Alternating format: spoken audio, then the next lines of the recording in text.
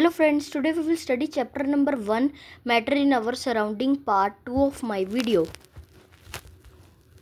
How small are these particles of matter? अब हम पढ़ेंगे कि जो पार्टिकल्स है ना मैटर के वो कितने छोटे होते हैं. Activity 1.2. Take 2 to 3 crystals of potassium permanganate and dissolve them in the 100 ml of water.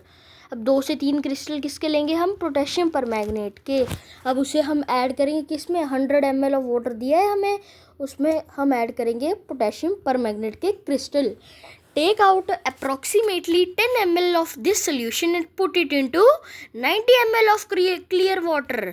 90 ml इसमें हम क्लियर वाटर लेंगे, उसमें इसका 10 ml लेके इसमें डालेंगे तो कलर क्या होगा? फेड हो जाएगा, जैसे हमें दिख रहा है यहाँ पे. क्यों होगा? क्योंकि वो आगे हम पढ़ेंगे. Take out 10 ml of this solution and put it into another 90 ml. Keep diluting the solution like this for 5 to 8 times. अब इस तरीके की इधर से लेके इधर को ट्रांसफ़र हम 5 से 8 बार तक करेंगे. Is the water still coloured? अब जो वाटर है क्या कलर्ड रहेगा? मैंने एक्सपेरिमेंट करके देखा था, तो जो वाटर है ना रहेगा तो वो कलर्ड, पर उसका जो कलर है वो फेड होता जाएगा जैसे जैसे हम ज़्यादा वाटर में इसे डालते जाएंगे. This experiment show that just a few crystals of potassium permanganate can color a large volume of water. इससे हमें क्या पता लगता है कि कुछ क्रिस्टल जो है जैसे पोटेशियम परमैंगनेट के थे एक लार्ज वॉल्यूम ऑफ वाटर को ही कलर कर सकते हैं. So we conclude that there must be million of tiny particles in just one crystal of potassium permanganate. इससे हमें क्या पता लगा? ये क्रिस्टल है, इसमें जो है ना कई हज़ारों लाखों पार्टिकल हैं, मिलियंस ऑफ पार्टिकल्स हैं इस इतने से जो है पोटेशियम परमैंगनेट के क्रिस्टल के अंदर. Same activity can be done using 2 ml of Dettol. अगर आपके पास पोटेशियम परमैंगनेट नहीं है तो 2 ml जो है डेटॉल ले लो पोटेशियम परमैंगनेट की जगह, और उसकी स्मेल से भी पता लग सकता है हमें इस एक्सपेरिमेंट के बारे में. जिसके अंदर हमने कम पानी डाला होगा और ज़्यादा अमाउंट में वो होगा ना, तो क्या होगा? डेटॉल, तो उसकी स्मेल जो है हमें मतलब पंजेंट होगी थोड़ी. The particle of matter are very small. They are very small beyond our imagination. हमारी इमेजिनेशन से वो बहुत छोटे हैं पार्टिकल्स. हम सोचते हैं इतना सा पार्टिकल होगा, पर वो हमारी सोच से एक पार्टिकल जो है ना उसके एक जो क्रिस्टल है इतना सा, उसके अंदर मिलियंस ऑफ पार्टिकल्स हो सकते हैं. Characteristics of particles of matter. अब कैरेक्टरिस्टिक्स पढ़ेंगे हम पार्टिकल्स ऑफ मैटर की. Particles of matter have space between them. अब पार्टिकल्स जो होते हैं मैटर के उनके बीच में क्या होती है? स्पेस होती है. क्या होती है? Space. In activity 1.1 and 1.2 we see that the particle of sugar, salt, Dettol और potassium permanganate can even distributed in the water. अब हमने एक्टिविटी की है ना पहले, अब उसके अंदर हमने बीकर लिए थे, उनके अंदर डाला, इससे पता लगा कि उसके बीच में स्पेस होती है. अब देखो उसे ग्रांट करता है. ये है ना डायग्राम, ये देखो ये छोटे छोटे पार्टिकल दिख रहे हैं बीच में जगह, ये छोटी छोटी इसके बीच में जो जगह दिख रही है ना इसी का यूज़ करते हैं. इसी के अंदर जो शुगर वगैरह डेटॉल वगैरह डिज़ोल्व हो जाते हैं. और ऐसे बड़े देखो पार्टिकल्स के बीच में गैप है ना, हमें यहाँ सामने दिख रहा है कि इसके बीच में गैप है. When we make tea, जब हम चाय बनाते हैं, कॉफ़ी और नींबू पानी, particles of one type of matter get into the space between the particles. अब मैंने आपको स्पेस दिखाया था, ऐसे 2 है, इनके बीच में स्पेस है. ये जो स्पेस है ना इसे ग्रांट कर ले रहा है. ये ऐसे इनके बीच में स्पेस है, इसे ग्रांट कर ले रहे हैं शुगर के पार्टिकल्स. ऐसे इसके बीच में जगह गैप ऐसे ग्रांट कर ले रहे हैं शुगर के पार्टिकल्स, या फिर जो भी हमने डाला जैसे नींबू पानी वगैरह. This show that there is enough space between particle of matter. ये शो करता है कि बहुत स्पेस होती है पार्टिकल्स ऑफ मैटर के बीच में. Particles of matter are continuously moving. अब जो पार्टिकल्स होते हैं वो कॉन्टीन्यूसली मूविंग होते हैं. ये कैसे होते हैं अभी हमें पता लगेगा. एक्टिविटी 1.3. ये activity 1.3. Put an unlit incense still in a corner of your class. How close do you have to go near it so as to get its smell? अब हम बोला है ना इंसेंस स्टिक, पता क्या होती है? अगरबत्ती. ये आई है, ये अगरबत्ती है, हमें बोला है कि अगरबत्ती ना अपनी क्लास के कॉर्नर में, ये हमारी क्लास है, इसके कॉर्नर में अगरबत्ती जला दो। अब बोला आपको कितनी पास जाना पड़ेगा जिससे आपकी उसकी स्मेल आ जाए। Now light the incense stick, what happen, do you get the smell staining at a distance, record your observation. अब बोला ऑब्जर्वेशन को रिकॉर्ड करो। हमारी क्लास है, उसके कॉर्नर में हमने अगरबत्ती जलाई, तो अब उससे हमें क्या हमने ऑब्जर्व किया कि वो जो है उसकी थोड़ी देर में ही हमें स्मेल हमारे तक आने लग पड़ेगी अगरबत्ती की। ये क्यों हुआ? क्योंकि ये एक प्रोसेस होता है डिफ्यूज़न। ये मैं आपको आगे बताऊंगा। डिफ्यूज़न एक ऐसा प्रोसेस है जिसके अंदर दो स्टेट जो होती है ना मेटल की, वो मैटर की सेम भी हो सकती है, डिफरेंट भी हो सकती है। जब वो कंबाइन कर जाती है ना तो डिफ्यूज़न होती है। और जैसे यही है, ये डिफ्यूज़न की एग्जांपल है, एयर है और इसके जो मॉलिक्यूल्स है जो वो एयर के साथ मिक्स होके वो हर जगह फैले ना, जिससे हमें स्मेल आई। जैसे आगे तक आ जाएगी, जब लास्ट में कॉर्नर में किया, अगर मैं फर्स्ट बेंच पे बैठा हुआ तब वहाँ तक भी मेरे को उसकी स्मेल आ जाएगी। Activity 1.4, take 2 glasses beaker filled with water. अब 2 ग्लासेस लेने हैं, ये ग्लास आया, ये आया एक बीकर, ठीक है, फिल्ड विद वाटर फिल करना है, इतना इतना वाटर फिल कर दिया। ड्रॉप ब्लू और रेड इंक स्लोली, अब ब्लू इंक है और या फिर रेड इंक में से कोई एक इंक इसे डाल दी, इसमें हमने डाल ली, ये देखो रेड इंक डाल दी मैंने, ये डाल दी। अब ये जो वाटर है ना ये पूरा ही रेड हो जाएगा, देखना ये वाटर जो है पूरा ही रेड हो जाएगा, उसके अंदर डाल लेंगे। Leave them undistributed in your house, oh sorry, इसी में हमें बोला कि हनी भी डालना है, तो हनी का ऐसा सा कलर होता है, इसके अंदर हनी डाल दिया हमने, ठीक है, इसके अंदर अब हमने हनी डाल दिया। अब बोला है कि हमें इसे अनडिस्ट्रीब्यूटेड छोड़ना है, अपने घर के किसी कॉर्नर में ऐसे रख देना है और इसे छेड़ना नहीं है। What do you observe immediately after adding ink drop? अब इंक ड्रॉप डालते ही आपने क्या किया, मतलब ऑब्जर्व, तो हमने ऑब्जर्व किया उसी टाइम जो इंक है वो उसके अंदर जो है वो फैल जाएगी। जो वाटर है पूरा ही इंक कलर, कौन सा था कलर, रेड था, तो पूरी जो इंक है वो रेड, जो वाटर है वो पूरा ही रेड हो जाएगा। पर जो हनी है ना उसके अंदर डिफ्यूज़न प्रोसेस, ये भी डिफ्यूज़न प्रोसेस है, वो धीरे धीरे होगा। क्यों? क्योंकि वो एक थिक लिक्विड है। ये आई हमारी ऑब्जर्वेशन, ठीक है, इस एक्टिविटी से। अब activity 1.5, take a crystal of copper sulphate. Copper sulphate क्या होता है? CuSO4। कॉपर सल्फेट लेना है हमें, क्रिस्टल डालने हैं into a glass of hot water. अब हॉट वाटर में डालना है और एक में डालना है कोल्ड वाटर में। तो अब बोला है कि ना किस में, अब देखना उसके क्रिस्टल ऑब्जर्व करो कुछ टाइम के बाद, तो किस में सबसे ज़्यादा जो रेट ऑफ डिफ्यूज़न, मैंने बताया था डिफ्यूज़न क्या होती है, दो स्टेट जब मिक्स होती है ना तो दो स्टेट मिक्स होंगी, तो किस में सबसे तेज होगी दोनों स्टेट मिक्स, डिफ्यूज़न प्रोसेस किस में होगा सबसे ज़्यादा, हॉट वाटर में, कोल्ड वाटर में। तो जिसमें हमने हॉट वाटर डाला होगा उसके जो मॉलिक्यूल्स हैं वो कॉन्टीन्यूसली मूविंग होंगे। ये मॉलिक्यूल है ना, ये एक वो से टकराएंगे, दूसरी ये इससे टकराएगा, जिससे काइनेटिक एनर्जी पोजेस होगी। काइनेटिक एनर्जी हमने ऊपर पढ़ेंगे, आगे भी पढ़ेंगे हम काइनेटिक एनर्जी होती क्या है, पर मूवमेंट पढ़ा था ना हमने यहाँ पे कि मूवमेंट करते कॉन्टीन्यूसली पार्टिकल्स, वही हम आगे हमें पता लगा कि जो पार्टिकल्स है ना हॉट वाटर में जो है वो ज़्यादा तेज़ से मूव करते हैं, जिस वजह से मूव करते हैं। तो जैसे ही हमने उसके अंदर डाला कॉपर सल्फेट तो उसी टाइम वो उसके साथ मिक्स हो जाएगा। पर कोल्ड वाटर के अंदर डाला उसकी क्या होगी, जैसे फ्रिज में बर्फ़ होती है, बर्फ़ कैसे जमती है, जब उसके पार्टिकल्स क्लोजली टाइटली पैक्ड हो जाते हैं, वैसे ठंडे पानी के अंदर क्या होंगे, closely packed.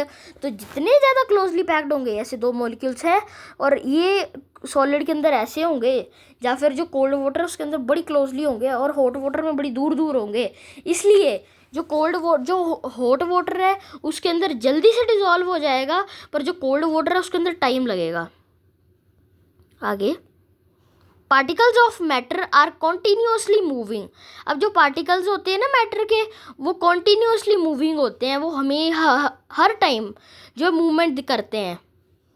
That is they possessed what we call the kinetic energy, जिसे हम क्या कहते हैं, काइनेटिक एनर्जी। ये पार्टिकल है, एक इधर को जाता है, एक इधर को जाता है, इनका कोई रैंडम मोशन होता है, कोई स्पेसिफिक मोशन नहीं होता कि ये इधर से इधर ही जाएंगे, इसी लाइन में जाएंगे। ये इधर से इधर भी जा सकते हैं, इधर से इधर भी आ सकते हैं, कोई रैंडम मोशन होता है इनका। In the above three activities, we observe that the particle of matter intermix of their own with each other. They do so by getting into the space between the particles. अब particles के बीच में space था, ये दो particles हैं, ये दो है, इनके बीच में स्पेस था, उसे ग्रांट किया उन्होंने।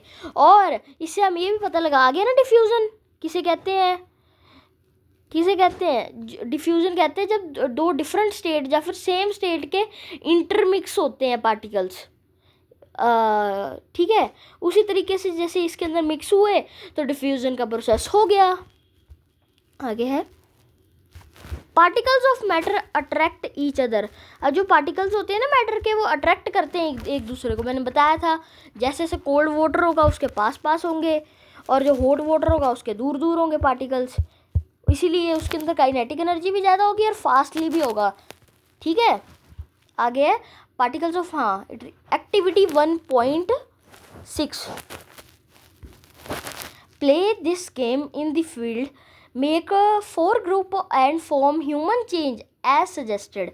अब हमें बोल रहा है कि ये ऐसे चेन बनाई है इन्होंने, ये डांस होता है, ये हमारे ना ईस्ट वगैरह में किया जाता है ये डांस इंडिया के, और या फिर अपर हिमाचल वगैरह में या फिर जम्मू कश्मीर में। तो बोला इसमें चेन ऐसे फॉर्म करो और ऐसे अलग अलग ग्रुप से करो। तो ऐसी जैसे चेन है ना क्लोजली पैक्ड है, ऐसे होते हैं सॉलिड में। इसलिए आपके पास देखो आसपास कोई आर्टिकल है आयरन का, मेरे पास है, ये लिया मैंने, ये रुको एक मिनट, मैंने अपने आसपास जैसे ये है, तो ये हार्ड इतना क्यों होता है, क्योंकि इसके बीच में जो स्पेस है बहुत कम होता है, इसलिए ये अगर ऐसे करते हैं ऐसे तो ये टूटता ही नहीं है। क्यों नहीं टूटता, क्योंकि इसके बीच में फोर्स ऑफ अट्रैक्शन बहुत होती है, जो पार्टिकल्स हैं एक दूसरे के वेरी क्लोजली पैक्ड होते हैं। Activity 1.7 take an iron nail, a piece of chalk and a rubber band. अब बोला एक आयरन नेल का पीस लेना है, एक कील ले ली हमने, एक चौक का पीस लेना है और एक लेना है रबर बैंड। अब इन्हें स्ट्रेच स्टिच करो और तोड़ो। अब क्या ऑब्जर्व किया, जो आयरन नेल है ना वो ना ब्रिटल नहीं होती, वो टूटेगी नहीं, पर वो फ्लैटेंड हो जाएगी, पर उसके पार्टिकल्स जो है इतने टाइटली पैक्ड है जिससे वो टूटेगी नहीं। पर चौक है सॉलिड है, पर उसके पार्टिकल्स क्या है, क्लोजली पैक्ड नहीं होते हैं। वो जैसे एक पार्टिकल यहाँ एक यहाँ, पर सॉलिड का ऐसे बिल्कुल ऐसे साथ में जुड़े होते हैं, पर उसके बीच में गैप होता है। इस गैप की वजह से जब हम उसे हैमर से बीट करेंगे तो वो जो है पाउडर की फॉर्म में आ जाएगा ऐसे। ठीक है, activity 1.8 take some water in a container. अब एक कंटेनर लिया, उसके अंदर कुछ वाटर डालना है। Try cutting the surface of water with your finger. अब पानी को हमने अपने हाथों से काटना है। क्या पानी कट सकता है हाथों से? नहीं कर सकता। क्यों नहीं कर सकता? वो इसलिए नहीं कर सकता क्योंकि ये पानी है, उसके बीच में स्पेस होता है जिसमें हमारी उंगली, ये फिंगर मैंने डिप की, डिप करते ही वो नहीं, वो उसके सरफेस जो है उसकी जो फोर्स ऑफ अट्रैक्शन है ना मॉलिक्यूल्स का, उसे तोड़ देता है। हम सॉलिड के क्यों नहीं कर सकते? क्योंकि सॉलिड के अंदर फोर्स ऑफ अट्रैक्शन बहुत ज़्यादा होता है, पानी के अंदर बहुत ही कम होता है जो हम अपनी उंगली से तोड़ सकते हैं, इसलिए वो कटता नहीं है।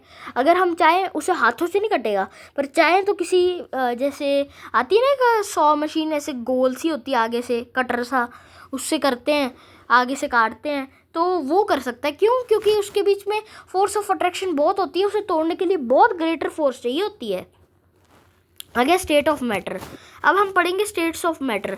अब स्टेट्स ऑफ मैटर कितनी कितनी, अब यहाँ पे आगे एक्टिविटीज़ में एक्सप्लेन किया है, तो मैं आपको इन सब का कंक्लूजन बताता हूँ। तो स्टेट ऑफ मैटर, अब डिफरेंट स्टेट्स ऑफ मैटर है कि कौन कौन सी स्टेट्स हैं? 3 स्टेट्स हैं, सॉलिड, लिक्विड, गैस, और 2 स्टेट्स जो हैं अलग हैं, वो हम लास्ट में पढ़ेंगे। पहले हम पढ़ेंगे सॉलिड, लिक्विड, गैस।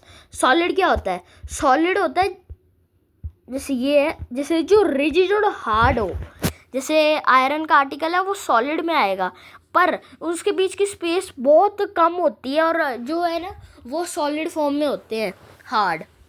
जैसे चौक है, है ना डेफिनेट शेप और वॉल्यूम, शेप भी है इसकी डेफिनेट और डेफिनेट वॉल्यूम भी है, उसे कहते हैं हम सॉलिड। लिक्विड आया, अब लिक्विड है, अगर हमने लिया था इस एक्टिविटी 1.10 में बताया हुआ है ना, हमने लेना है वाटर, लेना है कुकिंग ऑयल वगैरह लेना है, उसे हमने एक में डालना है, डिफरेंट शेप्स के उसमें डालना है। एक को हमने सिलेंडर में डाल दिया, एक को हमने बाउल में डाल दिया, एक को गिलास में, एक को जग में। जिसको जिसमें डालना है ना उसकी शेप वो ले लेगा, जैसे जिसको जिसमें डालना है। जैसे हमने जूस को डाला था हमने बाउल में, तो बाउल की शेप ले लेगा। इससे हमें क्या पता लगा, डेफिनेट शेप नहीं होती है लिक्विड्स की, पर डेफिनेट वॉल्यूम होती है। 50 ml डाला है जूस तो 50 का 50 ml ही रहेगा, पर उसका शेप जो है वो चेंज होती रहेगी। अब लास्ट स्टेट कौन सी आई हमारी, जो अभी अभी हम पढ़ेंगे, बाद में हम और 2 स्टेट पढ़ेंगे, एक बोस आइंस्टाइन कंसोलेट और एक प्लाज्मा। तो अभी गैसियस स्टेट आई। अब इसके अंदर क्या है, गैसियस स्टेट अब हमें यहाँ एक्सप्लेन की हुई है। ये देखो, ये लिया हुआ है, ये हमने एक सिरिंज ली, सिरिंज के आगे यहाँ पे रबर कॉर्क लगाई है। रबर कॉर्क की जगह अगर हम बैलून लगाए ना और सिरिंज को पीछे को करें, बैलून को खोल के पीछे को करें, तो उसके अंदर गैस फिल हो जाएगी। अगर हम उसे आगे से ब्लो करेंगे तो यहाँ पे अगर बैलून लगाया तो वो फूल जाएगा। इससे हमें पता लगा कि वो उसके अंदर जैसे वो इंसर्ट करते हैं तो आउटसाइड जो है वो गैस रिलीज़ होती है। और गैस जो है इसका ना कोई डेफिनेट वॉल्यूम है ना कोई डेफिनेट शेप है। जैसे बैलून लिया हमने, बैलून में हवा ब्लो की, अब कोई हमने हवा ली थी, कोई डेफिनेट वॉल्यूम नहीं होता ना ही शेप होती है। बैलून को डाला, बैलून की शेप उसी तरीके की होती है ना, गोल सीधी हुई ऐसे, तो बैलून ऐसे ही फूलेगा। और वॉल्यूम भी नहीं होती। सिलेंडर जैसे हम एयर में है, जैसे बोतल में डाला था तो वो ना पूरे उसके अंदर फैल जाएगी। हमने हल्का सा नाइट्रोजन गैस डाली, वो पूरे एयर के साथ मिक्स हो जाएगी। कौन से प्रोसेस से होगी आप बताओ। मैंने आपको बताया था ना 2 स्टेट मिक्स होती हैं, सेम भी हो सकती हैं, डिफरेंट भी हो सकती हैं। कौन सी है, डिफ्यूज़न। कौन सी है, डिफ्यूज़न। आगे दिया हुआ ये सॉलिड है, देखो पता लग रहा है ना, बहुत कम स्पेस है सॉलिड के बीच में, देखो बहुत कम स्पेस है, पर लिक्विड के बीच में है। इसलिए अब एक क्वेश्चन और आया, काइनेटिक एनर्जी किसके अंदर होती है सबसे ज़्यादा, मूवमेंट जिसके अंदर सबसे ज़्यादा होगी, मूवमेंट किसके अंदर, मॉलिक्यूल्स की सबसे ज़्यादा होगी, तो सबसे ज़्यादा मूवमेंट किसके अंदर होगी, मॉलिक्यूल्स की सबसे ज़्यादा मूवमेंट होगी गैस के अंदर। क्यों, क्योंकि उसके बीच में क्या है, स्पेस है। पर सॉलिड के बीच में तो बहुत कम स्पेस है, इसलिए सबसे कम काइनेटिक एनर्जी होती है सॉलिड के बीच में। आया आपको समझ। चलो आगे देखते हैं। Can matter change it's state. अब मैटर है, सॉलिड है, क्या वो स्टेट चेंज कर सकता है, लिक्विड या फिर गैस में कन्वर्ट हो सकता है। हाँ हो सकता है। अब आगे हम प्रोसेसेस पढ़ेंगे कैसे कैसे क्या हो सकता है, ठीक है। और एक बात आप याद रखना, 1 degree Celsius is equal to 0 degree Celsius is equal to 273 degree Kelvin. इसी तरीके से आगे हमारे न्यूमेरिकल्स भी आएंगे जिसमें हमें सेल्सियस टू उसमें कन्वर्ट करना होगा। तो एक बात याद रख लेना कि 0 डिग्री सेल्सियस जो कि फ्रीजिंग पॉइंट है वाटर का और मेल्टिंग पॉइंट है आइस का, वो लैटेंट हीट की वजह से, वो भी हम आगे पढ़ेंगे। तो ये जो है ना इस ऐसा होता है, तो ये जो है is equal to 273 degree Kelvin और 0 डिग्री सेल्सियस। आगे हम बोल रहे थे ना स्टेट चेंज हो सकते, तो वो पढ़ेंगे हम।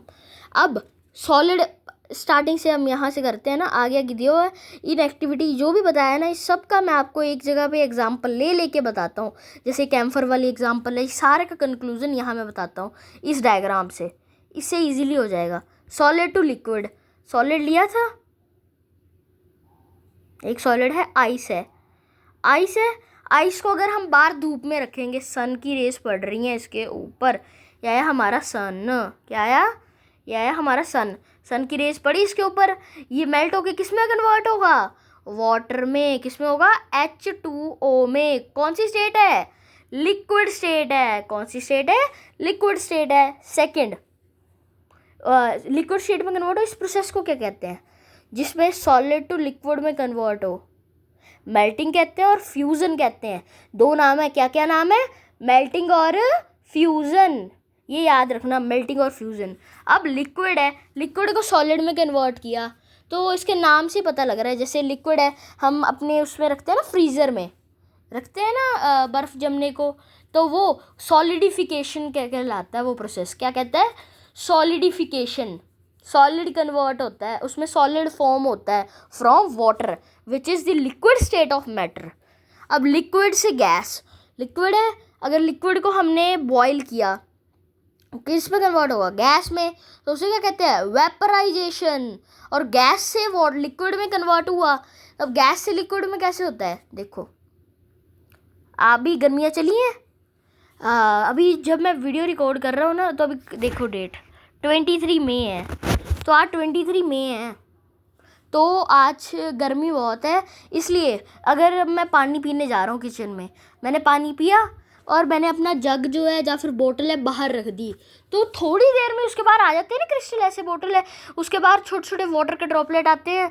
आपको क्या लगता है वो अंदर से आ जाते हैं? नहीं, वो जो है ना हमारे अराउंड जो वाटर वेपर है ना हमारे एयर में प्रेजेंट, वो ना गर्म टेम्परेचर है, इसलिए वो वेपर में कन्वर्ट हो गए हैं। जब उन्हें ठंडा टेम्परेचर मिलता है ना, तो लिक्विड फॉर्म में वापिस आ जाते हैं, जिसे हम कहते हैं कंडेंसेशन। आगे, सॉलिड टू गैस, सॉलिड से गैस में कन्वर्ट होता है, बताओ? सब्लिमेशन प्रोसेस है जिसमें सॉलिड से गैस में कन्वर्ट हो जाता है। सब्लिमेशन क्या होता है? किसे पता है? कैम्फर की गोलियां, कैम्फर पता है? कपूर, वो जो ऐसे होता है वाइट कलर का कपूर, या फिर वो फिनाइल की गोलियां, ऐसे गोल गोल फिनाइल की गोलियां होती हैं, हम रखते हैं उसे अपने कपड़ों वगैरह में, जिससे जो इंसेक्ट वगैरह उनके पास ना आए, तो वो सब्लिमेशन है। अब देखो, वो सब्लिमेशन का प्रोसेस करती हैं। अगर हम उसे बाहर रखेंगे ना किसी ट्रे में, तो वो ना धूप में रखेंगे या फिर वो 1-2 दिन में ना पूरी वेपोरेट हो जाएगी, वो सॉलिड से सीधा ही गैस में कन्वर्ट हो जाएगी, वो सब्लाइम हो जाएगी, उसे हम कहते हैं सब्लाइम। और जो उससे फॉर्म होता है वो होता है सब्लिमेट। तो सब्लाइम हो गई, सीधी उड़ गई वो उसमें गैस में, लिक्विड फॉर्म ही नहीं हुआ। और गैस टू सॉलिड, अब गैस टू सॉलिड इसकी एग्जांपल क्या आएगी? तो देखो, अभी तो गर्मियाँ है ना, जब सर्दियाँ आएंगी हम जाते हैं कि एक बार, तो जो वाटर वेपर होते हैं ना, उस टाइम हमारी गाड़ी के आगे फ्रॉस्ट की एक लेयर जम जाती है, वो गैस से सीधा सॉलिड में कन्वर्ट होती है। वो गैस होती है पर सीधा सॉलिड में कन्वर्ट हो जाती है वो वाटर वेपर्स वगैरह। आगे देखो, मैंने बोला था ना आ जाएंगे, इसे कन्वर्ट करना है। चलो, एक अब आपने ना कमेंट बॉक्स में ना सॉल्व करके डालना है कि जो 300 डिग्री केल्विन है ना, वो कितने डिग्री सेल्सियस होगा। तो वो मैंने आपको बताया था एक जगह पीछे वीडियो में कि 0 degree Celsius is equals to, जल्दी बताओ 273 डिग्री केल्विन। आगे वेपोरेशन प्रोसेसेस, अब यही प्रोसेसेस आगे एक्सप्लेन किया, मैंने आपको बता दिया है कि इसमें क्या होता है, पीछे मैंने आपको अच्छे से एक्सप्लेन कर दिया, आगे सबको समझ। अब फैक्टर इफेक्टिंग इवेपोरेशन, इवेपोरेशन क्या होता है? जो सीधा लिक्विड जो है ना वो मतलब गैस में कन्वर्ट हो जाता है, उसे कहते हैं इवेपोरेशन। लिक्विड अब वो वाटर के गैस में कहते हैं, वैसे तो उसे वेपराइजेशन कहते हैं। इवेपोरेशन वो उसके आगे वी है, इसके आगे ई है, वो वी इसलिए आया क्योंकि अब वाटर की केस में हम कर रहे हैं। तो अब कौन कौन से हैं जो इफ़ेक्ट करते हैं? तो आपने लिया कपड़ा, आपकी मम्मा ने कपड़े धोए, बाहर सुखाने रख दिए, फैक्टर कौन कौन से इफेक्ट करेंगे? नंबर 1 एयर, अगर एयर चल रही होगी तो क्या होंगे? जल्दी सूखेंगे, लेट, तो वो जल्दी सूखेंगे। क्यों?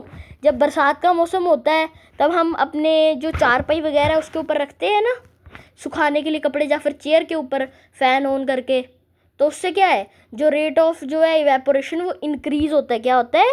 इंक्रीज़ होता है। किससे होता है? एयर से। नंबर 2 फैक्टर सनलाइट, सनलाइट है, सनलाइट में फास्ट होगा स्लो होगा इवेपोरेशन? फास्ट होगा।